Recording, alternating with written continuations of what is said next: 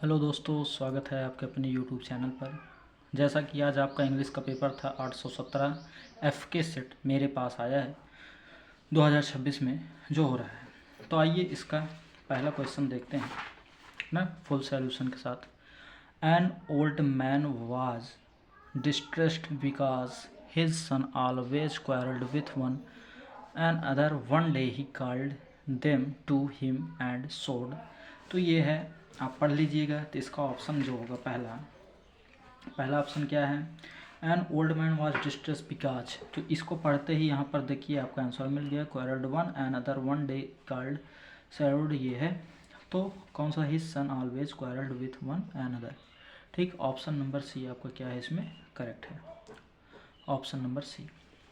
Next, an old man was distress, इस mean is was. वह happy था कि दुखी था, क्या था ना। तो जब आप इसे पढ़ेंगे तो आपको तुरंत पता चलेगा क्या था वह ना। देखिए, एंड ओल्ड हसन इतना ये one day sowed the Buddhist history together happy strong end of the first ये tried the way for until Bender entered the sea desperately. The universe soon American was strong. No, strong, but decided to always weak. ना? तो क्या होगा इसमें? Sad. And old man was distressed, it means he was. वह distressed क्यों था, परेशान क्यों था? तो परेशानी का कारण मन था, वह दुखी था, सैड था। ऑप्शन नंबर डी आपका करेक्ट हो जाएगा। फिर which word in the passage is opposite of weak. Weak का अपोजिट क्या होता है? स्ट्रॉन्ग। तो option number C, option number C. Next है आई एम प्राउड। प्राउड के साथ हमेशा क्या लगता है? ऑफ। कल वाले मैंने वीडियो में करवाया था, और जिसने देखा होगा वो किया होगा, नहीं देखा होगा तो नहीं किया होगा ना, गलत सही करके आया होगा। ठीक, या और किसी चैनल से अगर पढ़े होंगे तो वहाँ भी करवाया गया होगा। ठीक, नेक्स्ट है Ramesh is an obedient student in the class.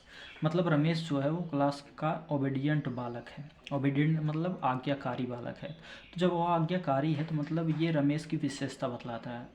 और नाउन और प्रोनाउन की विशेषता बतलाने वालों को क्या कहते हैं? एडजेक्टिव कहते हैं। अर्थात ऑप्शन नंबर डी आपका करेक्ट है। अगला, इसे रीअरेंज करना है मीनिंगफुल सेंटेंस के साथ। तो सबसे पहले सब्जेक्ट आता है, सब्जेक्ट हो गया ही सी। तो सी देखिए, सी यहाँ नहीं है तो ये गलत, यहाँ है ये हो सकता है सही, यहाँ नहीं है ये भी गलत, ये है यहाँ। तो बी और डी में अब टक्कर है। उसके बाद सहायक क्रिया आता है, सहायक क्रिया हैज आया, तो सहायक क्रिया हैज यहाँ भी है, तो ये दोनों अभी सभी है। अब उसके बाद आता है क्या? Main verb. तो मेन वर्ब क्या है? बारोड है, और इसमें फ्रॉम है, तो मतलब बी वे ऑप्शन गलत, ये वाला सही हो जाएगा, ऑप्शन नंबर डी। अगला, which of the following words in the misspelled. तो कौन सा मिस जो इसमें गलत है वही हमें सही करना है। तो इम्पॉर्टेंस है ये, और इम्पॉर्टेंट है, और इम्पॉसिबल है, सब सही है। तो इम्पॉर्टेंट, टेंट नहीं होता, टेंट होता है। तो ऑप्शन नंबर बी आपका फिर से करेक्ट है। नेक्स्ट, ही ब्रदर ना, ही ब्रदर। अब यहाँ पर बिफोर आफ्टर आया है, तो बिफोर आफ्टर आता है तो क्या होता है? अगर बिफोर आया है तो यहाँ हैड होता है, और आफ्टर आया है तो यहाँ V2 होता है। तो यहाँ पर बिफोर आया तो मतलब यहाँ हैड होगा, तो had gone, option number D. ये वाला क्वेश्चन मैंने कल वाले वीडियो में करवाया था, आप जाकर देख सकते हैं। ठीक, नेक्स्ट आपका है the freedom of the back. तो क्या होगा? The freedom of the black people of his country was. तो क्या था? कर्टेल्ड था। क्या था? कर्टेल्ड था। ठीक, तो ये देखिए फ्रीडम डेट वाज कर्टेल्ड ना, ये देखिए ऑप्शन नंबर ये वाला बी वाला आपका करेक्ट है। नेक्स्ट पे चलते हैं। The author felt greater than hunger for. तो हंगर फॉर क्या था? The freedom of his people. Option number D आपका इसमें क्या हो जाएगा? करेक्ट हो जाएगा। नेक्स्ट है आपका the postmaster was a fat amiable fellow. ठीक, ऑप्शन नंबर ए आपका करेक्ट है। नेक्स्ट है आपका Anne Frank wants to keep a diary because. तो she has no friends to talk and share her feelings. Option number C आपका correct हो जाएगा। Next है the main crop of the Coorg is. क्या था? तो कॉफ़ी था, सी।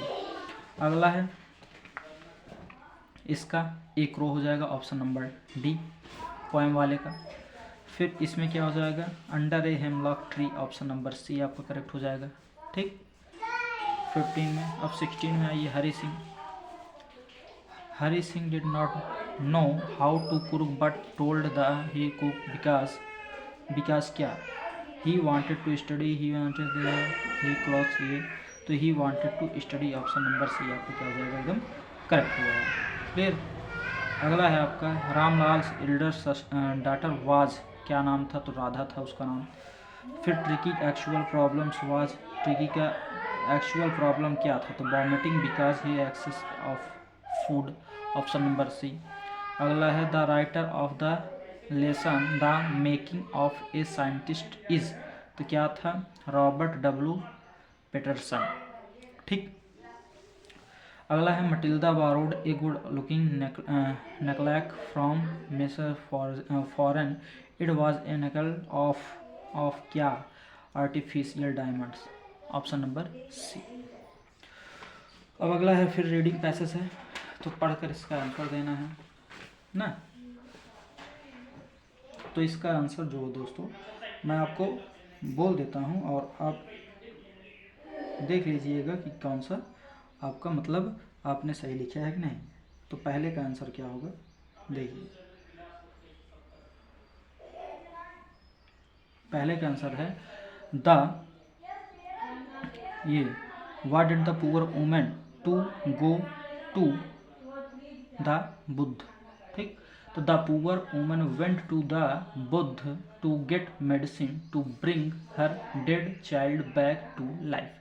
ठीक, अब इसे पीछे बार बार खोल के दिखाना तो अजीब होगा ना, इसलिए मैं बोल दे रहा हूँ। तो पहला हो गया। दूसरा, what did the Buddha ask the woman to do, ना बुद्ध ने उस वुमन से क्या पूछा, तो the Buddha ask the woman to bring a handful of mustard seed from a house where no one had ever died. ठीक।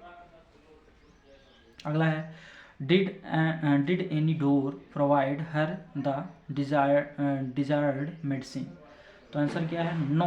आंसर क्या है आपका, no, she could not find a single house where no one had ever died, so no door provided her the desired medicine.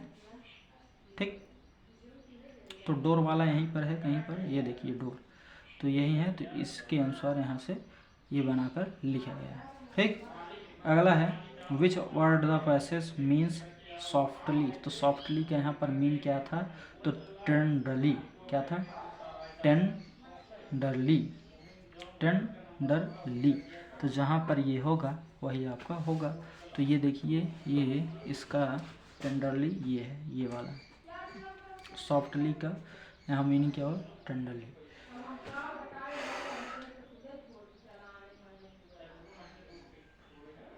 ठीक।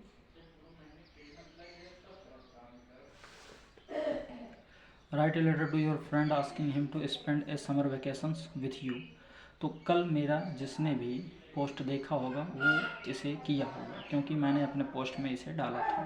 ठीक।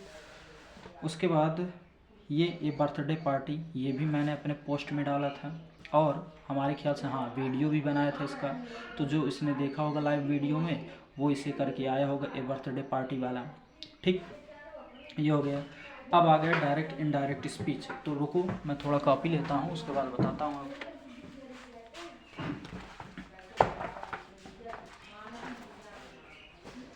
ये आ गया copy. Copy क्या है, the teacher said to me, क्या है, the teacher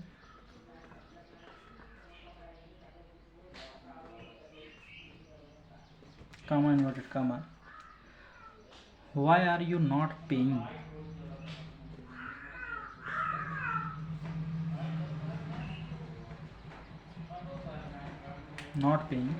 attention to your studies,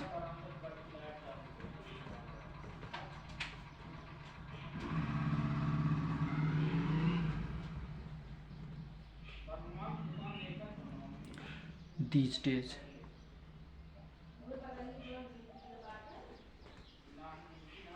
ठीक, तो इसे आपको इनडायरेक्ट स्पीच में बताना है। तो आइए देखते हैं। द टीचर, ये WH टाइप है, तो मतलब आपको जो इसको बनाना पड़ेगा वो डैट से नहीं जोड़ना है, तो वाई से ही जोड़ना है, और सेड को दैट आस्क्ड होगा। तो द टीचर आस्क्ड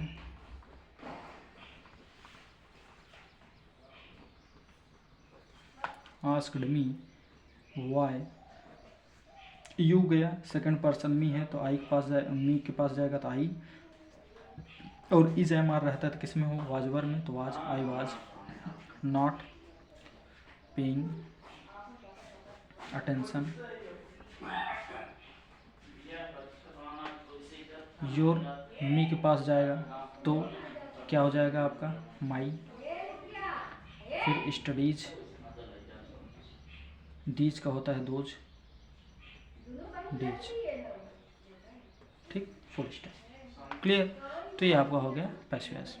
नेक्स्ट आपका क्या था, he wrote a letter to his friend, he wrote a letter to his friend, इसका पैसिव वॉइस बनाना है। तो सोचो ये इतना सिंपल है, मैंने आपको करवाया भी था, जिसने मेरा एक्टिव पैसिव वीडियो देखा है वो अपना आराम से कर लेगा, लेकिन नहीं, एक्सट्रीमली सॉरी, मैंने पास्ट का अभी तक नहीं करवाया था। हाँ, तो फिर भी अगर देखेगा तो उससे समझ में आएगा कैसे बनाया जाता है। ए लेटर आगे आएगा, तो ए लेटर, अब ये रोट है सेकंड फॉर्म पास्ट का, तो पास्ट जब सेकंड फॉर्म होता है वो चेंज होता है वाज वर में, तो हो जाएगा a letter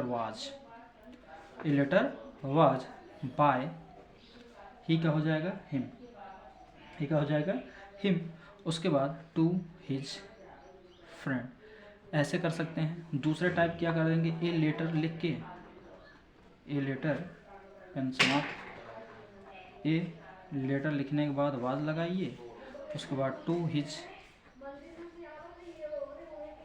friend by him, तो ऐसे भी हो सकता है। तो दोनों में दोनों सही है, चाहे जो भी आप किए होंगे आपका सही होगा, ठीक। सहायक क्रिया ये सब अगर लगाए होंगे तो सही होगा। हाँ, अरे ये तो भूल गया भाई, रूट का थर्ड फॉर्म नहीं लिखा, रिटर्न, यहाँ भी रिटर्न, ठीक। तो ऐसे जिसने लिखा होगा उसका ये सही होगा। अब अगला है तो पंक्चुएट, ठीक, क्या आता है, पंक्चुएट आता है। पंक्चुएट है आपका,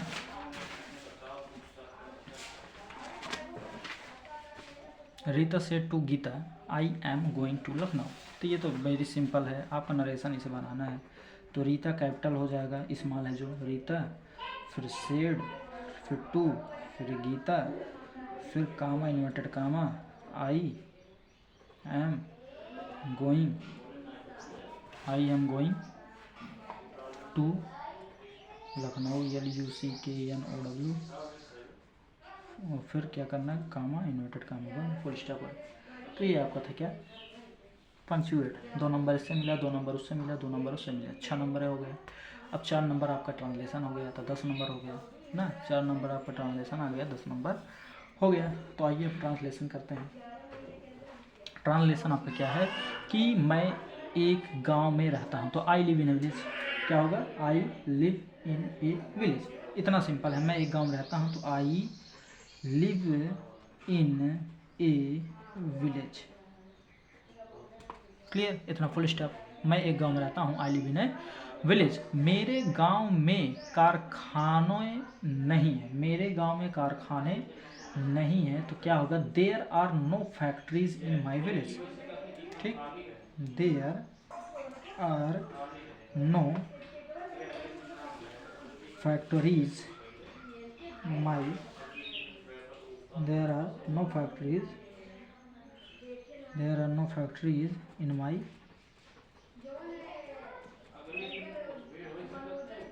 विलेज, ठीक।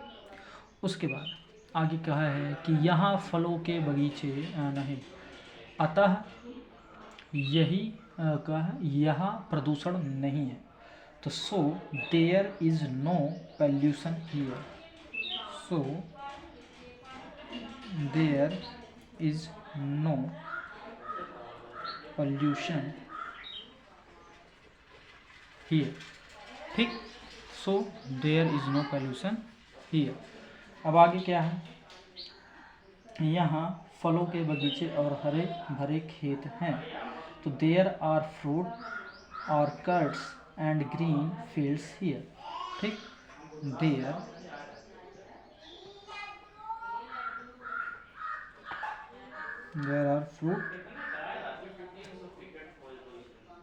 आर फ्रूट और कर्ड्स एंड ग्रीन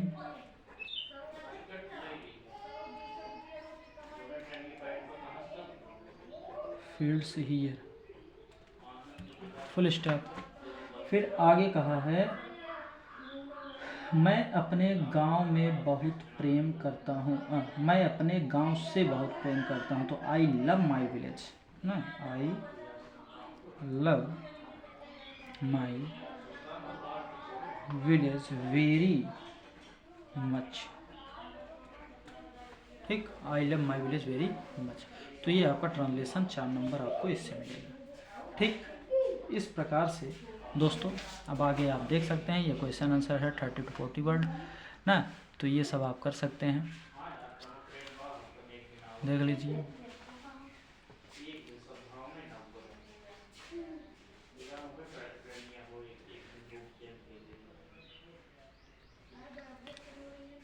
ठीक, पीछे है, कल मैंने आपको जो सेंट्रल आइडिया बताया था तो उसमें मैंने कहा था फॉर एनी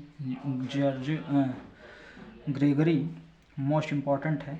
जो अगर मेरा वीडियो देखा होगा तो उसे पता होगा हाँ मैंने कहा था कि नहीं, ये झूठ नहीं बोल रहा हूँ। आप अगर झूठ बोल रहा हूँ तो आप वीडियो देखिए, अगर मैंने ना बताया हो तो आप गाली लिख कर जाइए एकदम। ठीक, ये देखिए, ये सब मैंने सब ये करवाया था आपको, मोस्ट इम्पॉर्टेंट क्वेश्चंस। तो मिलते हैं दोस्तों इसी के साथ नेक्स्ट वीडियो, तब तक के लिए धन्यवाद।